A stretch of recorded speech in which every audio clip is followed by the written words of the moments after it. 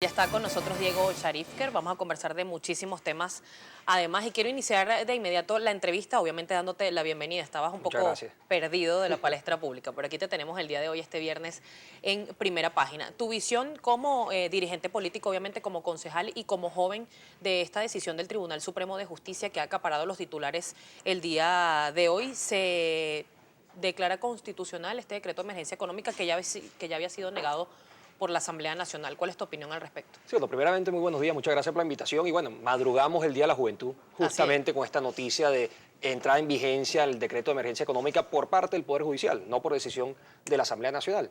Y al final esto le está dando poderes extraordinarios al presidente de la República para seguir cometiendo los mismos errores que ha cometido hasta el momento. En mi interpretación, esto al final es un paño rojo para poder tapar la crisis eléctrica, para tapar la crisis de medicamentos, para tapar la crisis alimenticia y al final intentar generar espacios de menos confianza que lo que hay. Porque cuando el gobierno llama a mayor confianza para inversión internacional, para inversión privada, para que participen los sectores productivos en poder recuperar el país y sacarlo de esta crisis, lo que ocurre es justamente un abuso de una institución o de un poder nacional contra otro poder nacional totalmente autónomo sin respetar su autonomía.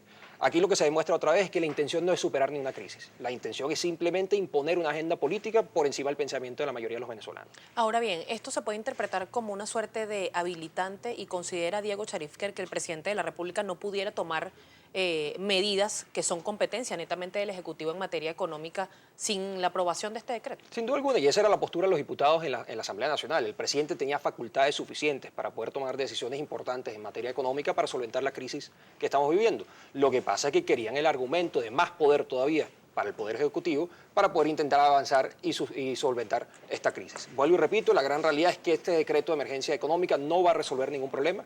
Al revés, le da más poder al presidente para seguir cometiendo abusos y seguir profundizando la crisis. Porque si hasta ahora no han podido superar la crisis es que no tienen o la capacidad o no tienen el interés de resolver esta situación.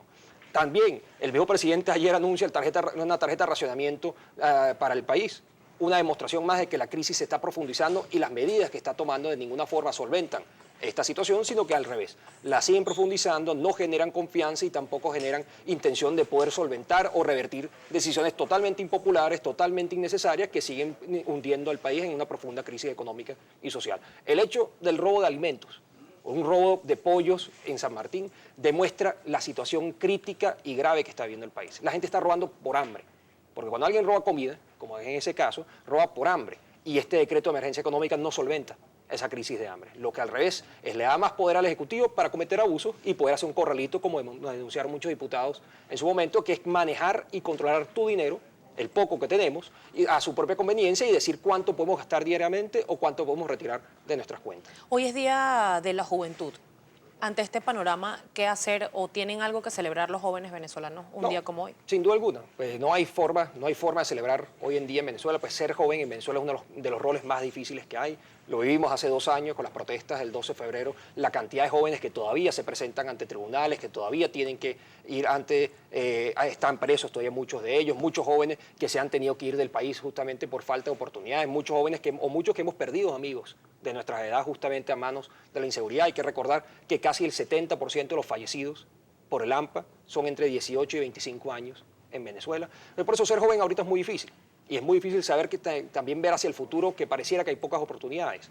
Pero el hecho de haber ganado la Asamblea Nacional el pasado 6 de diciembre demuestra que hay una luz al final del túnel y que realmente el país tiene la expectativa y tiene la esperanza que los cambios van a estar llegando, como ya empezó la Asamblea a legislar y ya empezó la Asamblea a discutir los temas de la gente. No a pasar acuerdos sobre problemas externos que no nos afectan directamente, sino empezar a debatir y exigir información sobre diferentes problemáticas que nos afectan a nivel nacional. En materia de leyes, ¿qué tiene pendiente o qué debería retomar la Asamblea Nacional para beneficio de la juventud? En un momento se habló de la ley del primer empleo, sin embargo esto pues no ha sido discutido, que fue una de las banderas en ese momento de la antigua Asamblea Nacional de Primero Justicia y que no se colocó en agenda parlamentaria. Pero aparte de esta, ¿qué otras leyes se necesitan para que la juventud pueda quizás ver una luz al final del túnel, como lo dice Sí, usted? bueno, primeramente la ley de primer empleo puede ser una gran herramienta para poder darle las oportunidades a los jóvenes para poder progresar en el país. Entendamos que hay un ciclo vicioso de que el joven no consigue trabajo porque no tiene experiencia laboral y no tiene experiencia laboral porque no ha conseguido ningún trabajo. Pues por esa misma razón, la ley de primer empleo puede darle esa oportunidad de trabajo a la juventud. El segundo caso es financiar y garantizar los recursos necesarios para que las universidades puedan funcionar de forma óptima. La Universidad Venezolana está en el piso. Venezuela, que solía tener una de las mejores educaciones universitarias de todo el continente, o por lo menos de América Latina, hoy está en el piso completamente. Y es por falta de inversión, por falta de recursos, porque también el capital intelectual, los profesores, muchos han ido del país o dejan de dar clases por los sueldos que tienen, pues eso es un avance importante para que la juventud pueda progresar. Y lo tercero, garantizar la estabilidad económica, la estabilidad en materia de seguridad y poder asegurarnos de que como jóvenes podamos tener un futuro. Aquí un joven poder independizarse. Pues nosotros, yo decía mucho cuando era presidente de la juventud del partido, de que aquí somos la generación de los arrimados, porque vivimos arrimados con un tío, con un padre, con un familiar, porque la realidad es que si nos queremos independizar, si nos queremos casar y querer independizar, no hay ninguna posibilidad de hacerlo. Y eso es justamente parte de la crisis que hay en el país. La juventud no siente la posibilidad de progresar porque no puede tener un carro propio, no puede tener una vivienda propia o no puede formar una familia con tranquilidad. Tener un hijo ahorita es una dificultad gigantesca consiguiendo los medicamentos, consiguiendo los productos. ¿Cómo puede progresar un joven ahorita? Y esa es la misma razón de por qué los jóvenes deciden emigrar, porque creen que en otros países pueden tener mejores oportunidades que lo que tienen en la actualidad en Venezuela. ¿En qué se está trabajando en este momento, ya pasando un tema más local y de su competencia como concejal de Chacao en el municipio? ¿Cuáles son las prioridades? Tuvimos hace unos días al alcalde Ramón Muchacho y hablaba que era necesario intensificar lo que son los operativos de seguridad y también el tema del alumbrado, que hay muchísimas quejas a través de nuestra cuenta en Twitter, @primerapágina, cuando tenemos a alguien de Chacao sobre este tema. Sí, bueno, efectivamente, hay varios temas y son principalmente temas de servicios públicos. Lamentablemente los servicios públicos no son de competencia municipal, muchos de ellos, y justamente una propuesta que tenemos para la Asamblea Nacional es el tema de la descentralización de los servicios públicos. Y el tema especial que me compete a mí, que tengo competencia en la Cámara Municipal y tengo ya 2 años trabajando en él, es la escasez de agua que hay en el municipio de Chacao, en el área metropolitana, pero también que se ve esa situación en el resto del país. El municipio de Chacao, por ejemplo, la semana pasada, toda la parte norte del municipio pasó 7 días consecutivos sin que le llegara una sola gota de agua.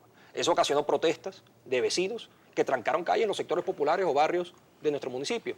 Vemos el caso de ayer de disturbios que se dieron en Guarena por la escasez de agua. Vemos el caso de Puerto Cabello, que tiene 6 meses sin que le llegue agua. El mismo caso del Estado Vargas. Ocurre en Barinas, ocurre en Trujillo, ocurre en Maracaibo. Y justamente nosotros hemos estado adelantando una serie de propuestas a la Asamblea Nacional en cuanto al funcionamiento y la recuperación de Hidrocapital, al igual que el resto de las hidrológicas del país. Justamente cuando fue interpelada la presidenta de Hidroven en la Asamblea Nacional, nosotros quisimos llevar adelante una propuesta que es primeramente descentralizar el servicio. Nosotros proponemos para el caso de Hidrocapital que Hidrocapital debe ser manejado por una mancomunidad administrativa entre la Alcaldía Metropolitana y la Gobernación del Estado Miranda, porque eso le garantizaría mejor servicio a todos los venezolanos.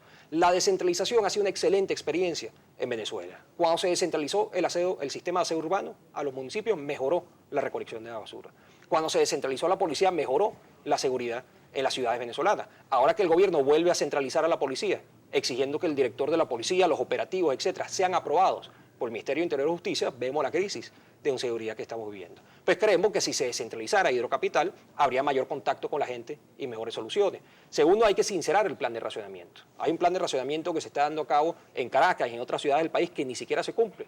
Y como venezolanos tenemos el derecho de saber cuándo nos va a llegar agua a nuestras casas. Lo mismo que despolitizar y despartidizar a Hidrocapital. Hay que volver a tener una Hidrocapital técnica, que sepa manejar el tema y que su única condición para ser presidente o obrero o trabajador de esa empresa sea tener las capacidades técnicas para poder hacerlo y no por ser militante de un partido político, a pesar de que ser militante de un partido no es ilegal ni tampoco está prohibido. Pero por ser militante del partido de gobierno no puede ser la única credencial para ser presidente de una empresa del Estado. Y por último, inyectarle los recursos a esta empresa. Venimos denunciando hace 2 años que el embalse Cuira, ubicado en Barlovento, el presidente Hugo Chávez en el año 2012 le aprobó $950 millones para la construcción de esa obra. La prometieron para finales del año 2012 y todavía estamos al año 2016 y solamente tiene 30% de avance esa construcción. Le estamos solicitando a la Asamblea Nacional que investigue a los responsables de la corrupción en torno al embalse Cuira y que ese embalse se termine finalizando. Por eso garantizaría agua para 5 millones de personas en el área metropolitana de Caracas, el Estado Miranda y el Estado Vargas, y eso podría solventar grandemente la crisis que estamos viviendo.